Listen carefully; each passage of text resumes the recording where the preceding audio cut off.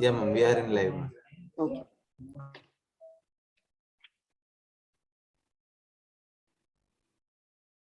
Yeah, good evening, dear students and learners, and dear faculty, those who are doing this course.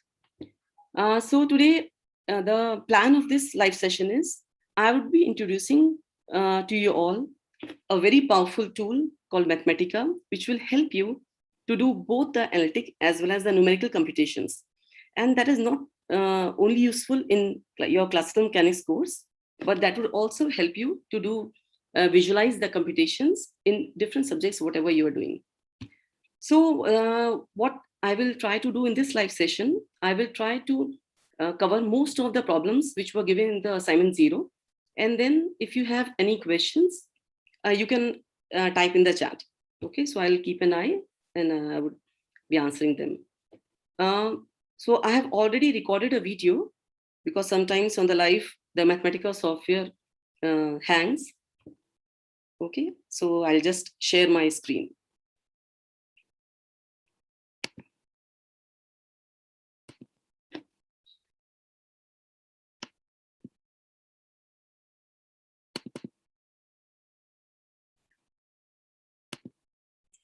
So you will see that during, already you have seen some assignments were given to. Hello everyone. In this session, I would like to introduce to you a very powerful computational tool which will help you to do both symbolic as well as numerical computations. So you will see that during, already you have seen some assignments were given to do certain computations using Mathematica. So first of all, in this session, I will be introducing you with the basic built-in functions in Mathematica, how to use them and how you can do simple computations. Later on, we can also do certain specific examples of classical mechanics in Mathematica. So in this session, my plan is I will try to do most of the problems of assignment 0. Okay, so let us start. First of all, the first step is to create your free account in Wolfram Cloud. For that, you have to just type Wolfram Cloud in Google, and then we'll go to the website of wolframcloud.com. Here you can sign up for free. So you can keep your files for 3 months and then you can download. So now the policy has been changed. So you have to save your files, but that would be enough for our use. So you can sign in. I have already signed in. So once you sign in, you will enter Mathematica. Now you have to open a new notebook in Mathematica. So it will look like this. The first thing which you should do is you name your file. So this is your tutorial 1. Okay, so I'm giving this name right. Now, in order to start doing something in Mathematica, there are a few things I would like to tell you. The first option is file. Here you can open a new notebook. You can download, you can print to PDF. Okay, and then you can edit, copy and paste. And another important function is format. So this will help you to give the titles, to change the font size, to change the colors, whatever you do in Mathematica. Okay, so for example, the first thing I would like to do is to give a heading label. So what I will do here, I will choose subtitle.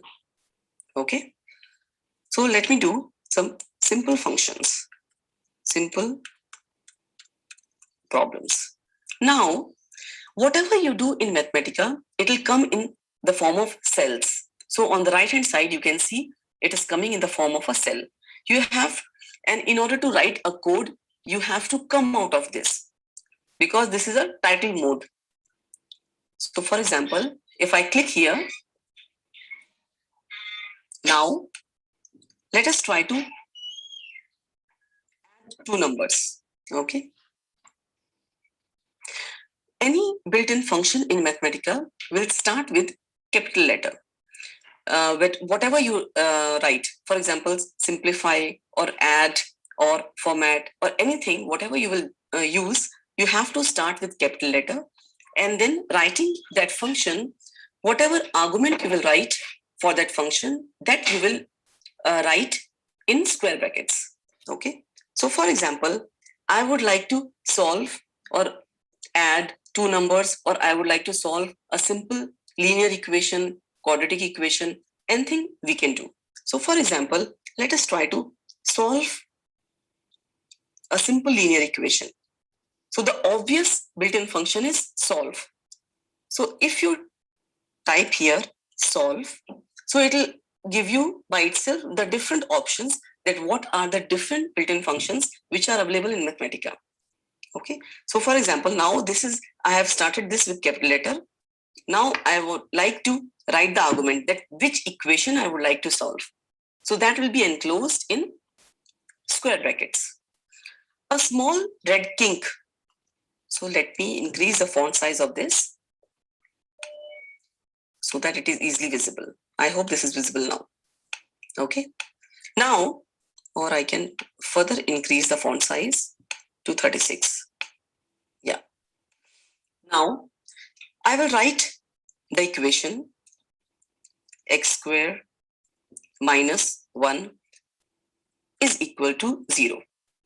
This is the syntax which you will use in Mathematica. Now, I have to solve in which variable? Comma, x. I would like to solve this equation and I would like to get the values of x. In order to run this function, I will use Shift Enter.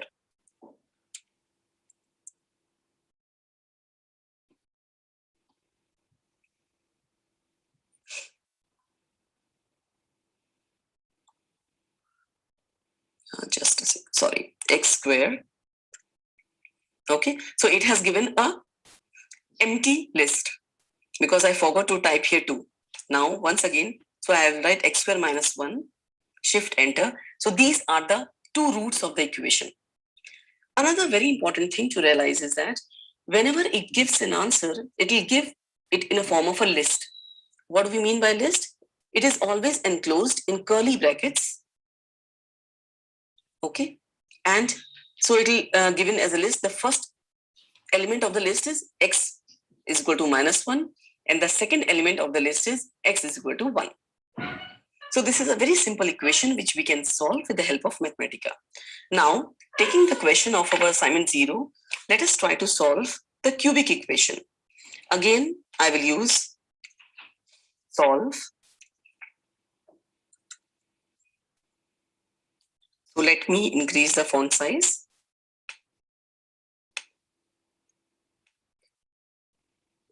So this is the first question of assignment 0. 3x cube plus 2x square plus x plus 2 is equal to 0. And I would like to solve, get the values of x. Now you come out, Shift Enter. As expected, I should get 3 roots of this equation. Okay, so this is very, very simple. So the most important point to remember is any built-in function in Mathematica starts with capital letter and the argument should be enclosed in square brackets. The equation you write, for equal to you use double equal, comma, x. This is the very basic syntax which is used in Mathematica. Okay. Now, you can also solve 2 simultaneous equations, and whenever, so this is my function which I would like to solve.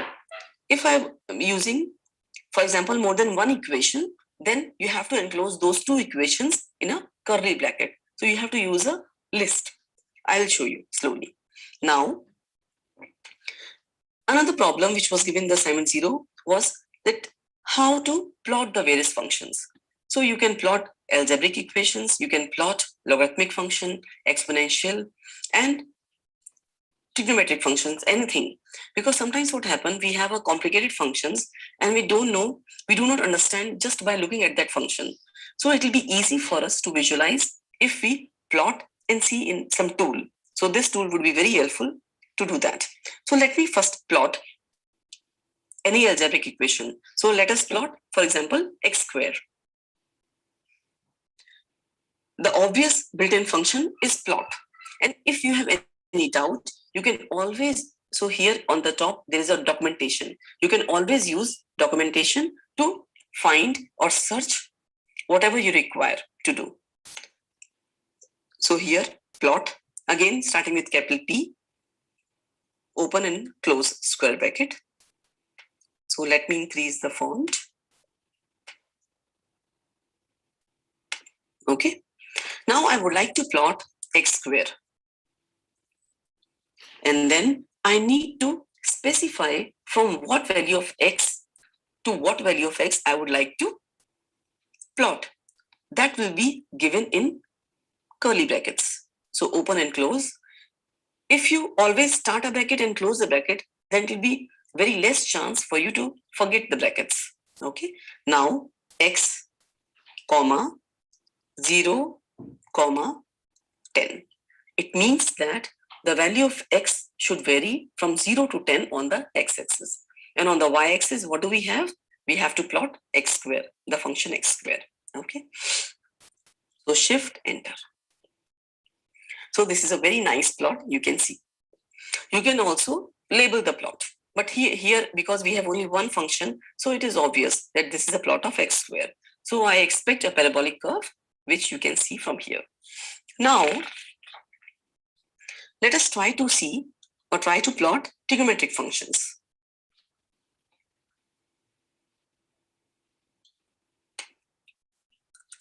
Plot.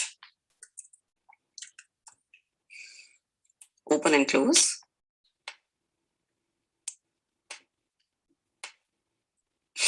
It will be good if you all can also do with me. And if you have any problems, you can always write in the chat. So plot.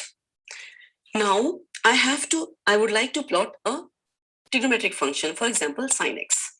Then sine is also a built-in function. It will again start with capital S, sine, and its argument again will come in square brackets.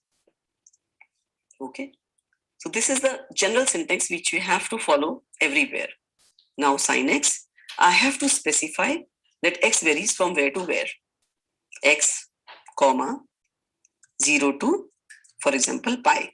Pi is again a built-in function, so it will be capital P. Now, let me plot this. So this is the curve, half curve which I expect. If I change here 2 pi, then I should get a full wave. Okay. So this is a very simple function which you all know that how does it look like. But if you have any complicated function, for example, x sine x, then it's very difficult to imagine what kind of curve it will give. So you can always visualize this in Mathematica. Now, another important thing, for example, if I would like to see 2 or more functions on the same curve, then what do I do? So let us plot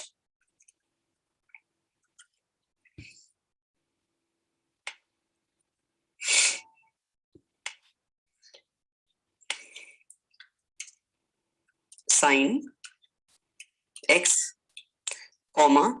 So if there are more than one function, they all are separated by commas and they are enclosed like a list. So they will be enclosed in curly brackets.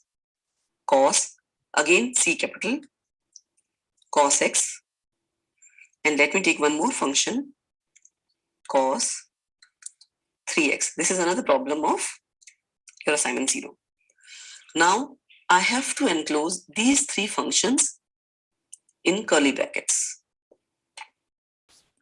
Okay, comma. I need to specify now x. Open and close. X varies from, for example, I take minus pi to pi. Now, shift enter. I got these 3 curves.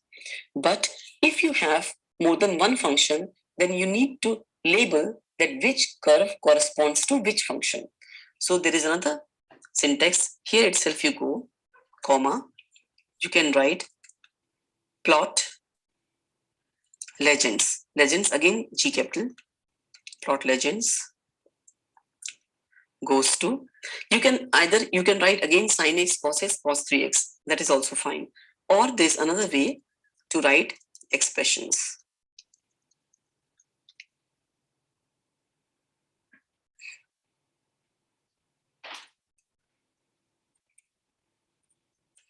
Expressions means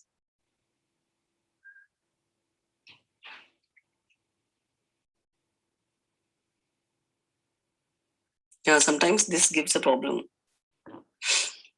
Otherwise, you can write directly sin x. That would also be fine. Cos x.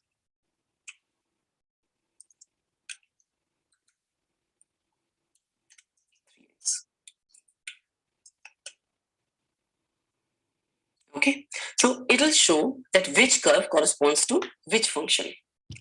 But the expression should also work. But sometimes when there are more, it gives an error.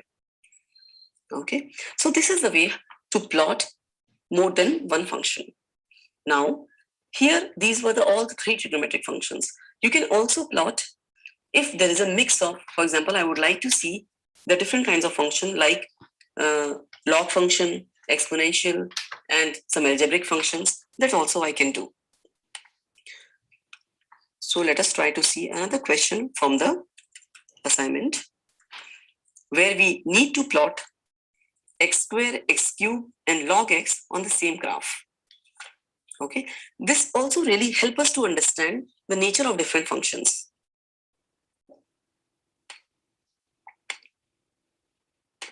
So for example, I would like to plot. So you already know that I'm going to plot 3 functions on the same axis. So let me first write the curly brackets. Okay, and then another curly brackets to specify the range of x. So in this bracket, what will I get? All the functions which I would like to plot: x square, x cube, log x. Log in again capital L. Okay, now let us take x varies from 0 to 2. Okay, and then in this also I have to label the graphs. First, let me check whether we are getting the curves. Yes.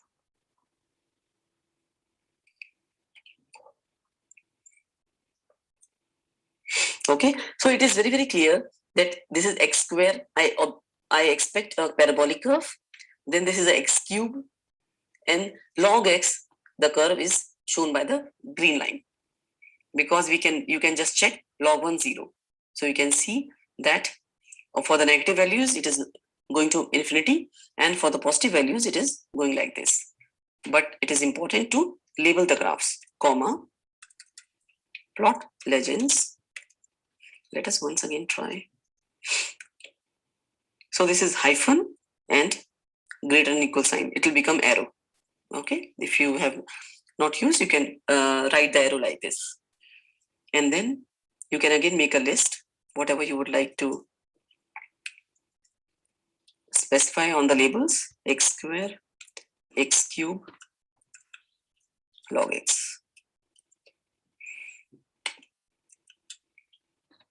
So this is what we expected. Green curve is the log x, the orange curve is x cube, and this is x square. Okay. Now, there is another very important thing. For example, sometimes you need to plot some data, or first of all, I produce a data and then I would like to plot that data instead of a function. Then what do I use? There is another very useful function known as table.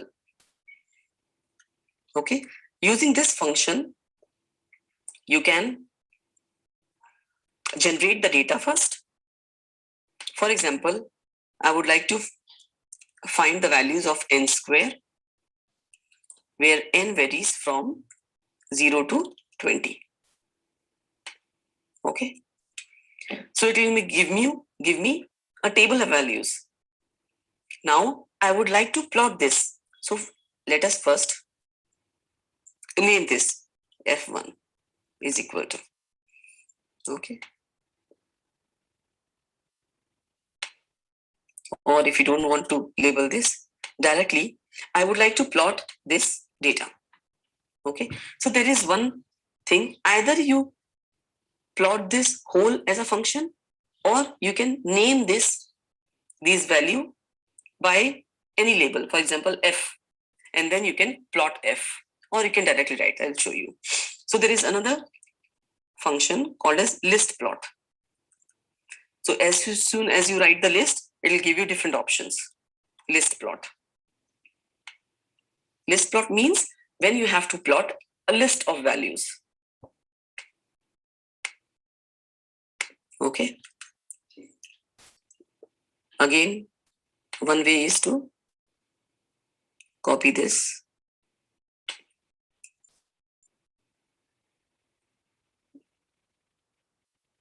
Okay. So you can see.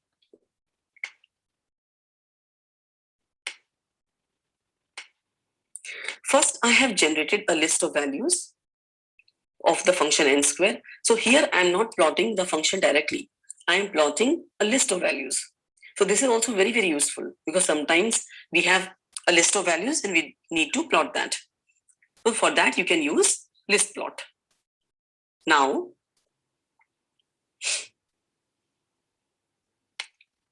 and if you would like to join these points, there is another command, joined true, that I would like to join. So it will give you a smooth curve.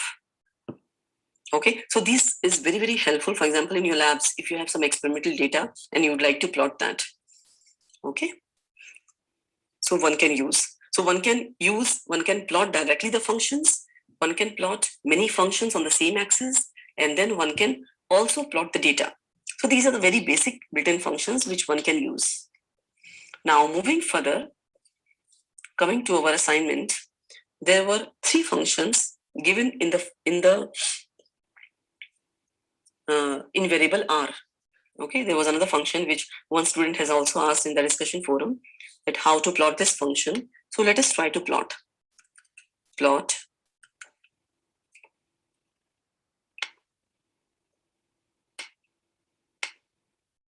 And this kind of function is very common in when you learn classical mechanics. You might have come across in many lectures this kind of potential. So for example, I would like to plot minus 1 by R, comma 1 upon R square, and then minus 1 upon R plus 1 upon, R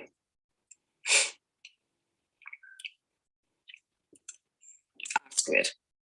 So I would like to plot these 3 functions on the same graph. And then I need to specify the value of R. So let us take R from 0 to 10. Okay. And also I need to, first let us try and then we'll label that what kind of curves do we get.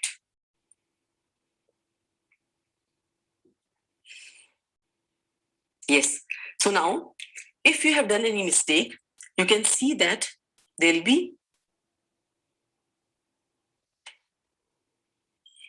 an error. What is an error? Options expected beyond position 2. An option must be a rule or a list of rules. So what mistake I have done? When I am plotting 3 functions at a time, they must be included in the form of a list. So I forgot the curly brackets. So it's okay if when you're doing for the first time, you can make a mistake, or by you forgot to do anything, it will show you the error. Just try to understand the error. So now it has given me 3 plots. From these plots, one can imagine minus 1 by R, 1 upon R square, and this is the potential which we use in classical mechanics, minus 1 by R plus 1 by R square. And then you can also label this. Okay. So for example,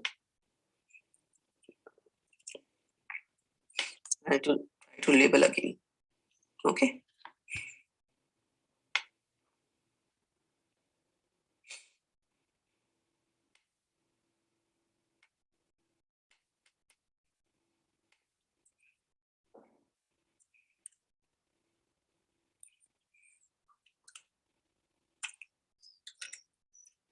R.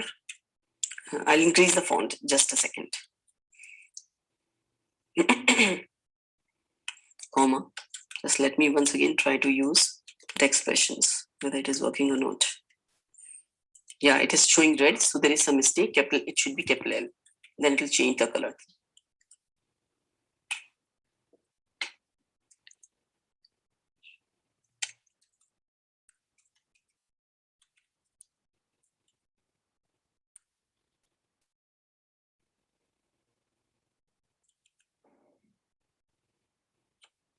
Yeah, there is some problem. Yeah.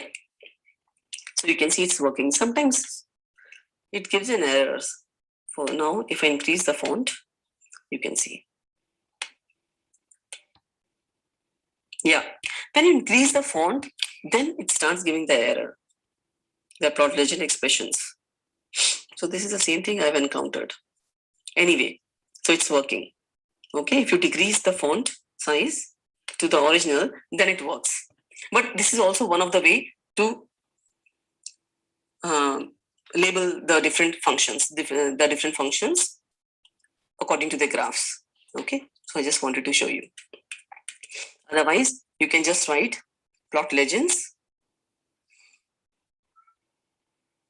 and then the name of all the three functions: minus 1 by r, comma 1 by r square, and then minus 1 by r plus 1 by r.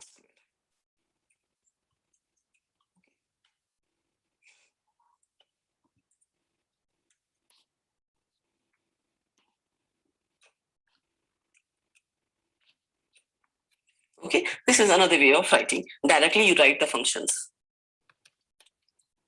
Yeah, it is not taking these two functions.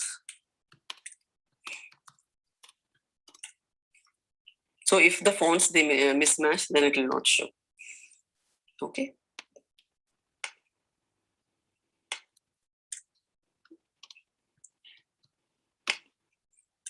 I hope you understood.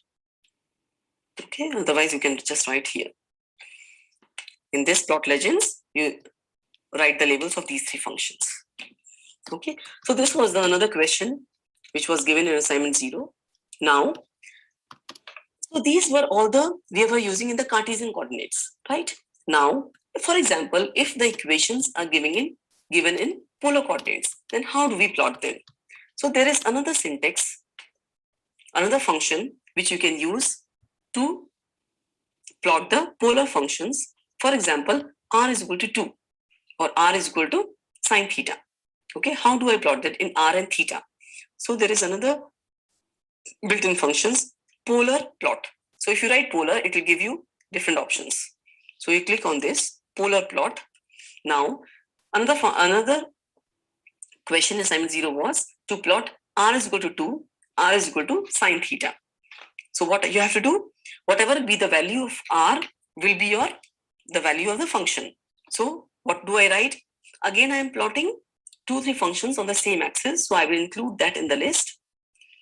So 2, that is the value of r, and then sine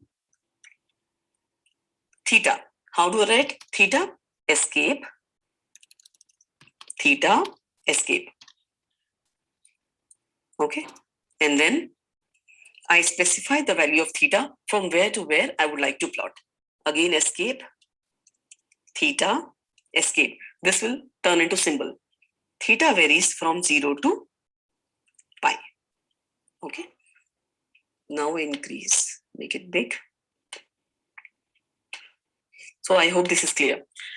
So this is a built-in function which is used to plot the polar equations in polar coordinates.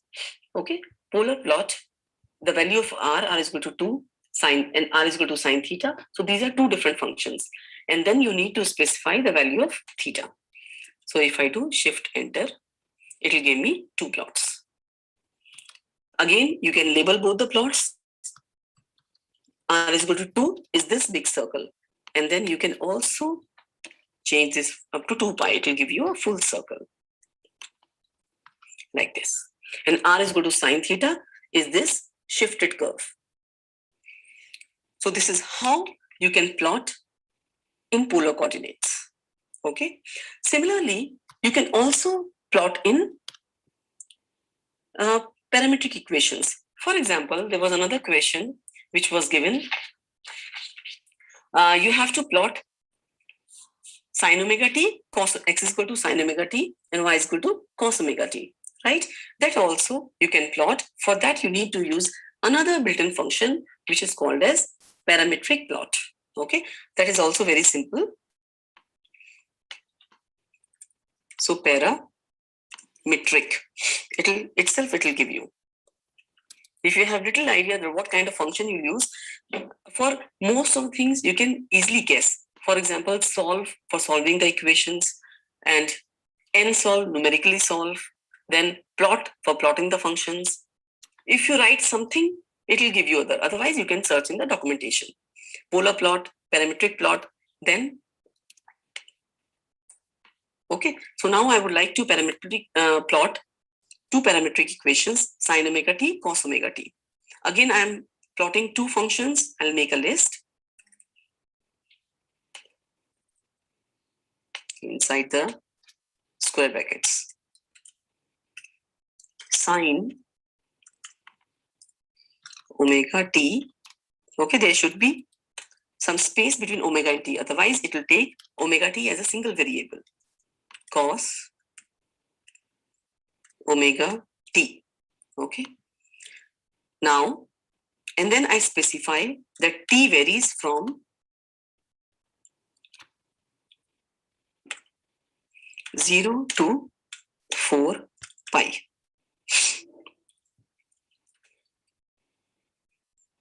Okay, just I'll make it big.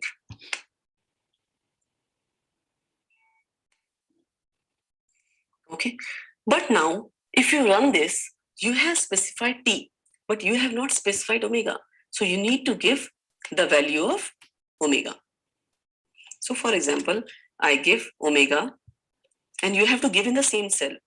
Otherwise, or you give in different cell and then you run that. Omega is equal to, let us say, 0.5. And if I put semicolon, it will not show that value.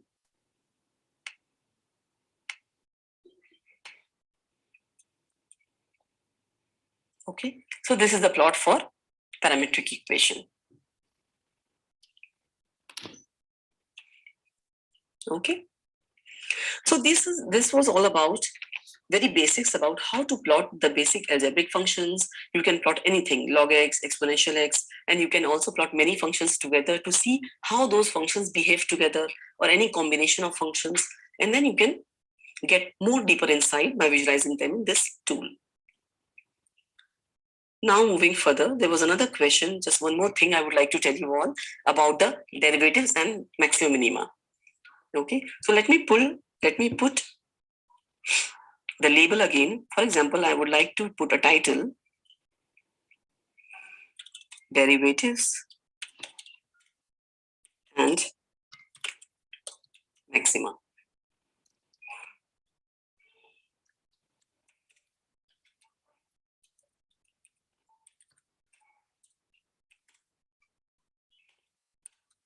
And minima, which is very, very useful and you come across everywhere. For this also, you can change the color.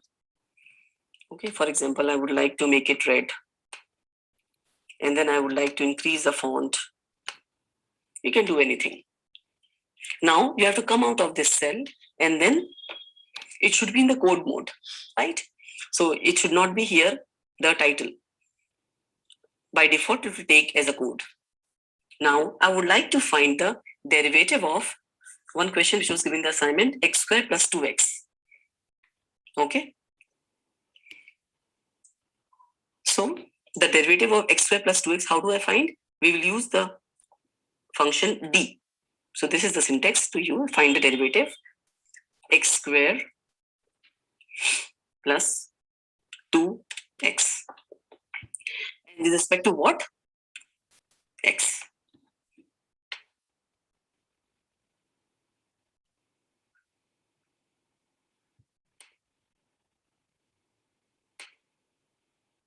Okay, so what derivative do I expect? 2x plus 2. So let us see 2x plus 2. Again, you can find the derivative of two or more functions at the same place. You have to make a list. So for example, I make a list here. Okay, and then I write another function sin x plus 2. So it will give you a derivative of first function is 2 plus 2x, and the derivative of second function is cos x, because the derivative of 2 will be 0. So this is very, very simple. You can just find the derivative of any function, okay, with the help of the function d.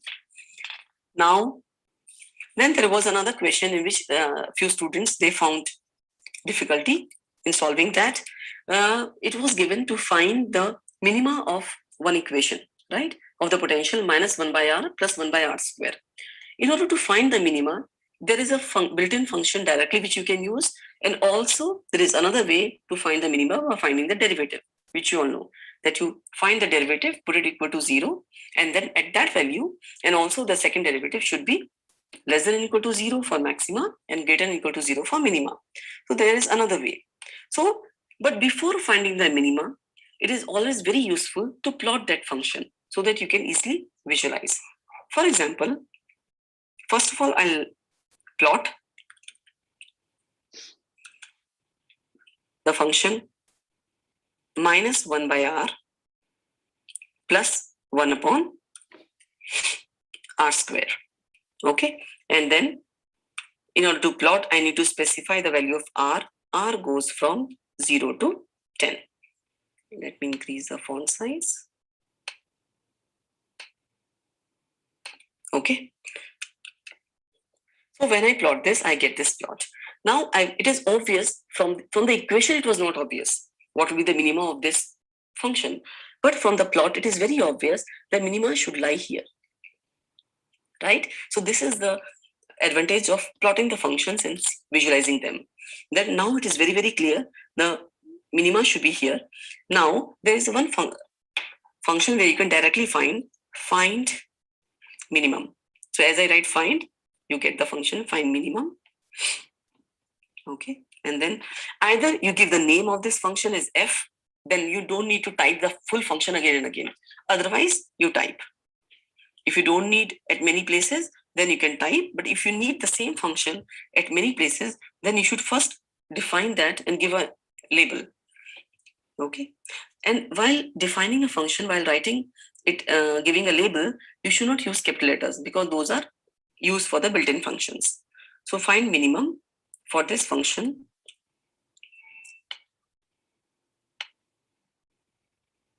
will be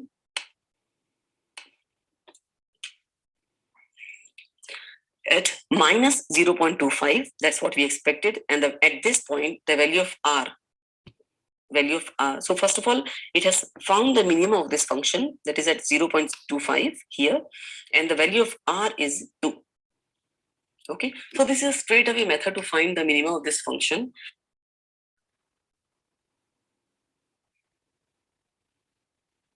Yeah, okay. Now, actually, I would like to tell you all one more more important thing. One question I have missed, in which we need to plot the curve for the ellipse for different eccentricity. Okay, so I will show you just how to do that with the help of another function, which is also very, very important. Okay, just let me close this and open Mathematica. Okay, so let me open a new file in Mathematica. You can name anything as a new notebook.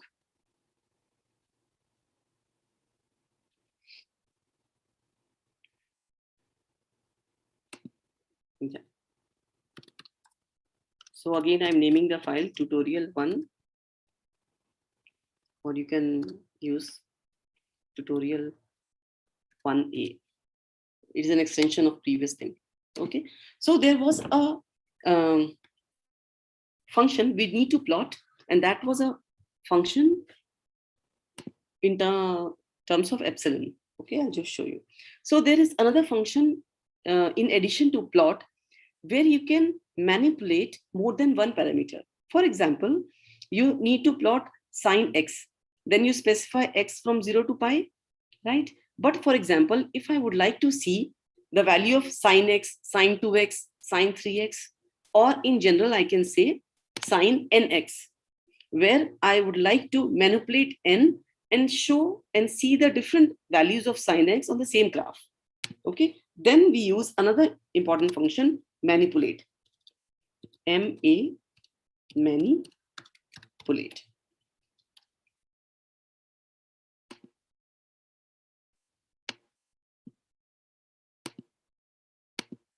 Okay. Inside manipulate, I would like to plot sine. Its argument is n into x. Okay. Don't write nx together, otherwise it will take nx as a single variable. Now, comma, I would like to, we have to specify the value of x, which goes from, for example, 0 to pi. Also, I need to specify now the value of n, with again with the curly brackets.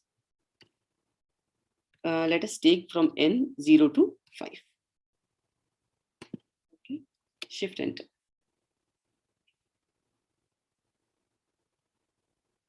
Yeah, so we did not get a plot. So let us try to see what is the problem. Manipulate sine nx, x 0 to pi.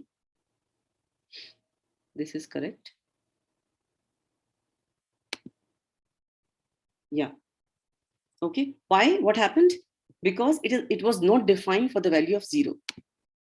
So for example, if I take 2, sine 0 is 0, right? So you can see the plot now. As I change this bar, it will show me the different values of n. Okay. And you can see all the plots on the same graph. Now, let me show you the question which was asked in assignment 0 by using the same function, manipulate.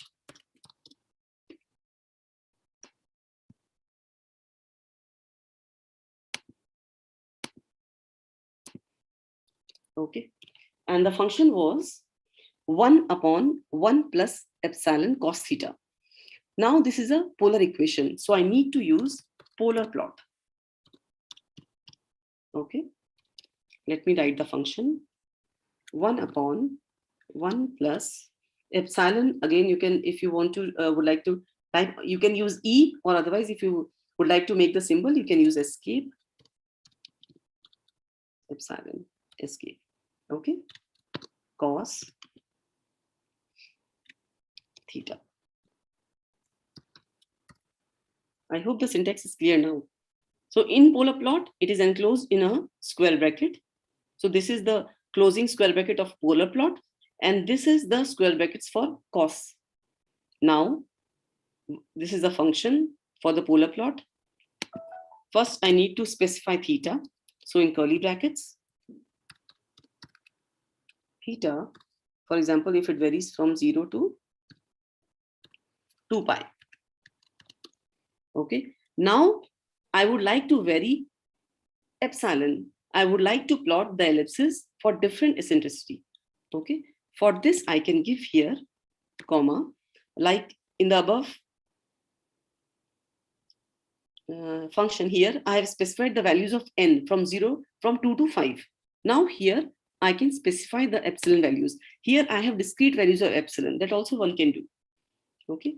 So again, because there are many values of epsilon, I need to enclose them in the form of a list. So here, I write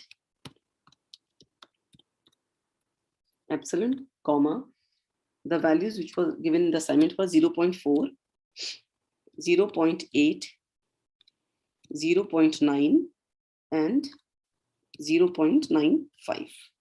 So let us try to run this and see whether we get. Also, one more thing.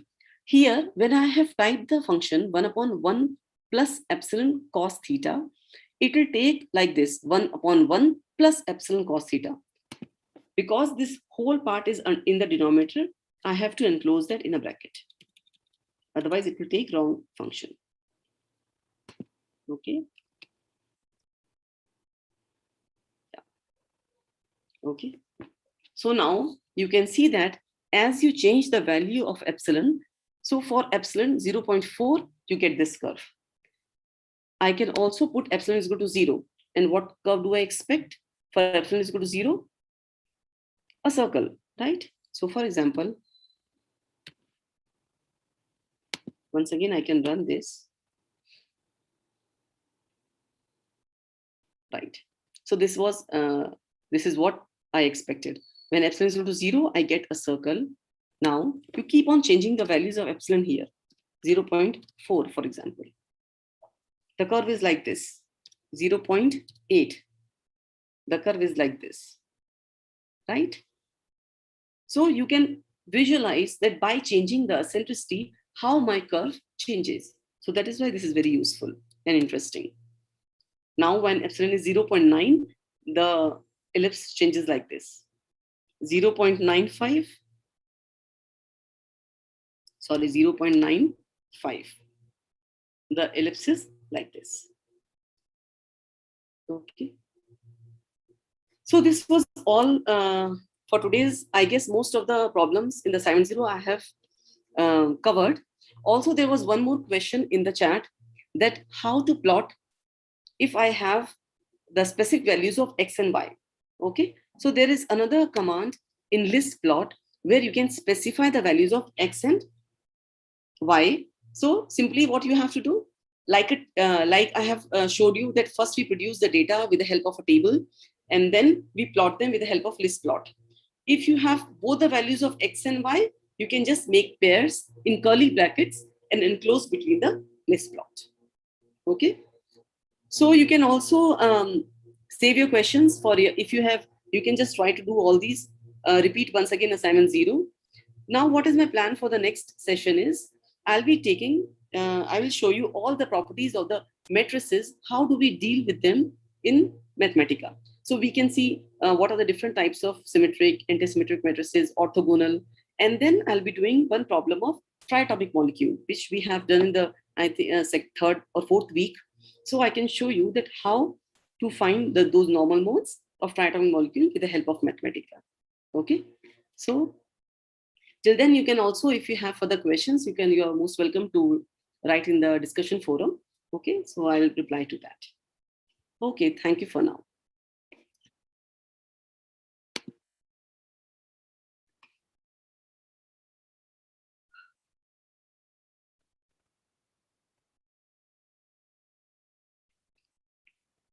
Yes, Mr. Ravi, we can stop.